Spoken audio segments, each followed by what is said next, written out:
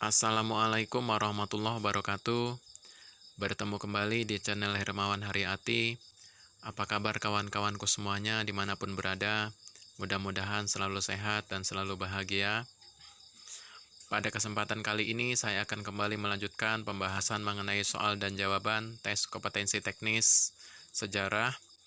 Disimak baik-baik dari nomor 11 sampai nomor 20. Jangan di-skip ya, karena setiap nomor adalah ilmu pengetahuan. Mudah-mudahan dapat menjadi modal dalam menghadapi tes P3K dan tes CPNS. Langsung saja kita mulai untuk soal nomor 11.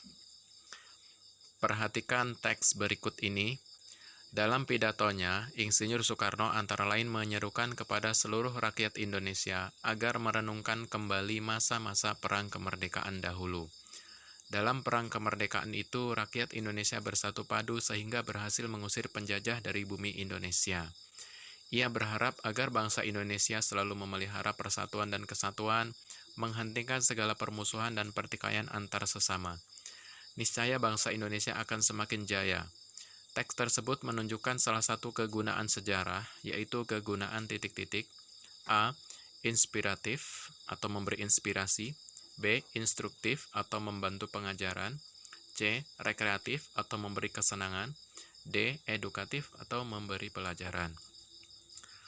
Berdasarkan teks di atas, menunjukkan salah satu kegunaan sejarah, yaitu kegunaan inspiratif atau memberi inspirasi. Jadi, pidato Presiden Soekarno ini memberikan inspirasi kepada kita bahwa kita harus menghargai jasa para pahlawan. Kita lanjut ke soal nomor 12. Sebelum kita lanjut ke soal nomor 12, buat kawan-kawan yang belum subscribe, mohon keikhlasannya untuk tekan subscribe dan hidupkan loncengnya, agar ada notifikasi setiap kali saya upload video terbaru. Mudah-mudahan bermanfaat bagi kita semua. Terima kasih. Kita lanjut ke soal nomor 12. Perhatikan paparan berikut ini.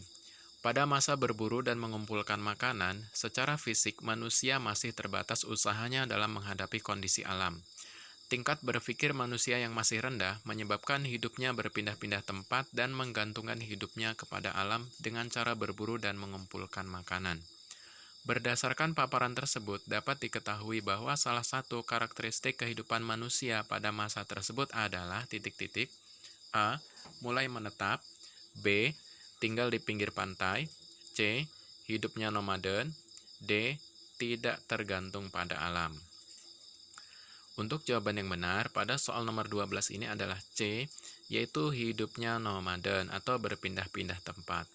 Jadi manusia purba pada masa berburu dan mengumpulkan makanan, mereka akan mencari tempat yang memiliki banyak sumber makanan, seperti di pinggir pantai, di pinggir danau, atau di hutan yang kaya akan buah-buahan. Ketika sumber makanan di tempat itu sudah habis, maka mereka akan berpindah lagi untuk mencari sumber makanan baru. Begitu seterusnya. Kita lanjut ke soal nomor 13. Perhatikan deskripsi berikut ini. Pada permulaan Orde Baru, program pemerintah dalam bidang ekonomi lebih berorientasi pada usaha penyelamatan ekonomi nasional, terutama pada usaha mengendalikan tingkat inflasi, penyelamatan keuangan negara, dan pengamanan kebutuhan pokok rakyat. Tindakan pemerintah ini dilakukan karena adanya kenaikan harga pada awal tahun 1966 yang menunjukkan tingkat inflasi kurang lebih 650% setahun. Hal itu menjadi penyebab kurang lancarnya program pembangunan yang telah direncanakan pemerintah. Dari deskripsi di atas, cara pemerintah yang paling tepat untuk mengatasi kondisi tersebut adalah A. Penurunan nilai mata uang. B. Kerjasama luar negeri. C. Pembangunan nasional. D. Penyederhanaan lembaga BUMN. Untuk jawaban yang benar pada soal nomor 13 ini adalah A, yaitu penurunan nilai mata uang, agar inflasi tidak terjadi dan uang kembali normal. Kita lanjut ke soal nomor 14. Perhatikan pernyataan berikut ini. 1. Melindungi para pengusaha pribumi memberikan kredit impor kepada para pengusaha pribumi. 2. Menaikkan pendapatan dan menurunkan biaya ekspor serta melakukan penghematan secara drastis. 3. mengurangi jumlah peredaran uang dalam negeri, kebijakan itu mengarah pada praktik devaluasi dari Rp1000 menjadi Rp100. 4. Pembekuan sebagian dari seluruh simpanan uang di bank-bank di seluruh Indonesia. Peraturan ini bertujuan untuk mengurangi banyaknya jumlah uang yang beredar di masyarakat. 5. Membentuk Dewan Perancang Nasional (Depernas) dan melakukan sanering mata uang kertas yang nilai nominalnya Rp500 dan Rp1.000 masing-masing nilainya diturunkan menjadi 10%. 6. Melakukan pemotongan nilai mata uang yang nominalnya lebih dari 2,5 gulden dipotong 2, baik secara nilainya maupun fisiknya. Dari pernyataan di atas, manakah yang termasuk kebijakan ekonomi pada masa demokrasi terpimpin? A. 123, B. 234, C. 345, D. 456. Untuk jawaban yang benar pada soal nomor 14 ini adalah C, yaitu 345. Jadi, melakukan penurunan mata uang dalam negeri, kebijakan itu mengarah pada praktik devaluasi dari Rp1000 menjadi Rp100, kemudian pembekuan sebagian dari seluruh simpanan uang di bank-bank di seluruh Indonesia. Peraturan ini bertujuan untuk mengurangi banyaknya jumlah uang yang beredar di masyarakat, kemudian membentuk Dewan Perancang Nasional atau Depernas, dan melakukan sanering mata uang kertas yang nilai nominalnya Rp500 dan Rp1000 menjadi masing-masing nilainya diturunkan 10%. Jadi jawabannya adalah C. Kita lanjut ke soal nomor 15. Beberapa faktor pendorong dicetuskannya Sumpah Pemuda 1928 adalah sebagai berikut, kecuali. Karena kecuali berarti di sini yang bukan ya kawan. A. Keinginan pemerintah Belanda untuk memerdekakan Indonesia. B. Kesadaran pemuda terpelajar Indonesia untuk merdeka. C. Manifesto Politik Perhimpunan Indonesia 1925 di Belanda. D. Kesenjangan ekonomi yang sangat mencolok antara rakyat biasa dan para bangsawan. Untuk jawaban yang benar pada soal nomor 15 ini adalah A, yaitu keinginan pemerintah Belanda untuk memerdekakan Indonesia. Karena di sini kecuali. Kalau kecuali berarti yang bukan. Jadi jawaban yang benar adalah A. Sedangkan untuk pilihan jawaban B, C, D adalah benar. Merupakan faktor pendorong dicetuskannya Sumpah Pemuda pada tahun 1928. Kita lanjut ke soal nomor 16. Tindakan paksa mengeluarkan orang asing dari wilayah Indonesia disebut dengan A. Ekstradisi, B. Remunerasi, C. Suaka, D. Deportasi. Untuk jawaban yang benar adalah D.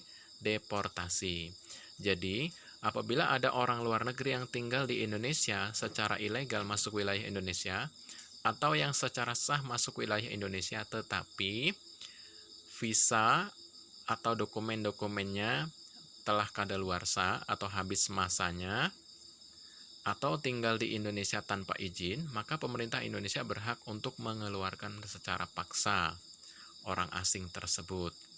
Nah, tindakan ini disebut dengan deportasi. Jadi mengeluarkan orang asing dari wilayah Indonesia secara paksa.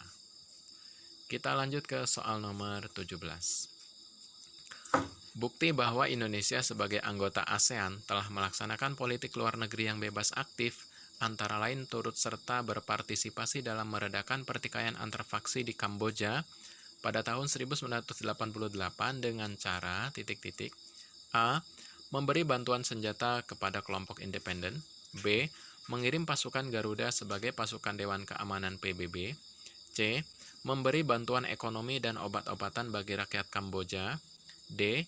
Menyediakan tempat untuk pelaksanaan Jakarta Informal Meeting. Untuk jawaban yang benar pada soal nomor 17 ini adalah D, yaitu menyediakan tempat untuk pelaksanaan Jakarta Informal Meeting. Ingat-ingat ya jawabannya kawan. Jawabannya adalah D. Kita lanjut ke soal nomor 18. Penjelajah asal Belanda yang tiba di Pelabuhan Banten pada tahun 1596 dan melakukan kontak dagang dengan Kesultanan Banten adalah A. Christopher Columbus, B. Cornelis de Houtman, C. Alfonso de Albuquerque, D. Vasco da Gama. Untuk jawaban yang benar pada soal nomor 18 ini adalah B, yaitu Cornelis de Houtman. Beliau adalah orang Belanda yang tiba di Indonesia pada tahun 1596.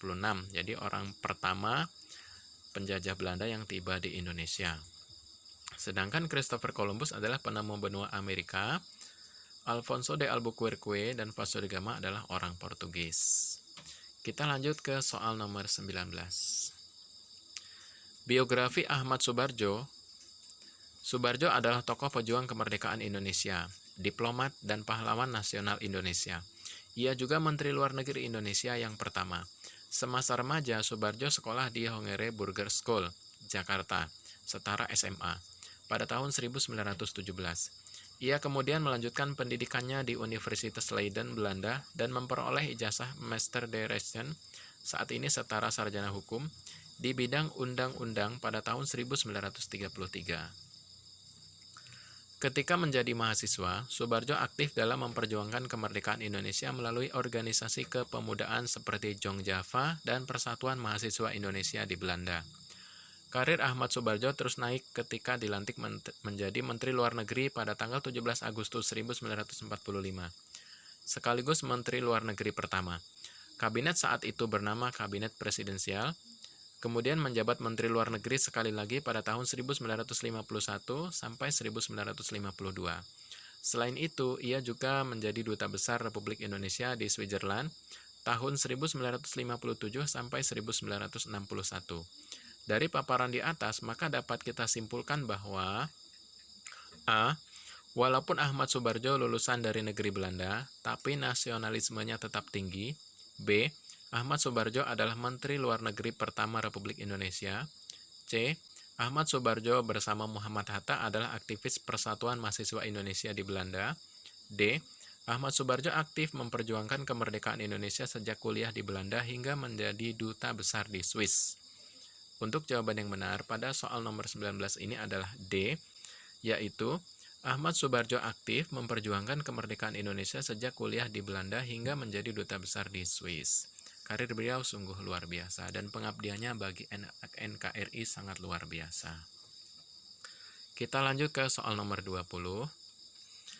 Perhatikan kutipan di bawah ini. Pada masa kerajaan Islam, kegiatan perekonomian sudah maju dengan pesat. Berdirinya bandar-bandar atau pelabuhan tempat transaksi biasanya dilakukan adalah fakta yang menguatkan hal itu. Berbagai bandar itu tidak hanya disinggahi oleh pribumi, tetapi juga oleh orang asing atau mancanegara. Kutipan tersebut menunjukkan bahwa kehidupan ekonomi yang berkembang adalah bidang titik-titik A. Pertanian, B. Manufaktur, C. Perdagangan, D. Arsitektur. Untuk jawaban yang benar, pada soal nomor 20 ini adalah C, yaitu perdagangan. Karena di sini disebutkan adalah perekonomian yang maju pesat dan pelabuhan-pelabuhan. Maka di sini merujuk kepada jawaban perdagangan. Para pedagang Cina, pedagang Gujarat, dan lain sebagainya datang ke Indonesia. Demikian tadi 10 soal tes kompetensi teknis sejarah dari nomor 11 sampai nomor 20. Silahkan ditonton kembali, disimak baik-baik. Semoga bermanfaat. Saya akhiri. Wassalamualaikum warahmatullahi wabarakatuh. Selamat belajar, semoga sukses.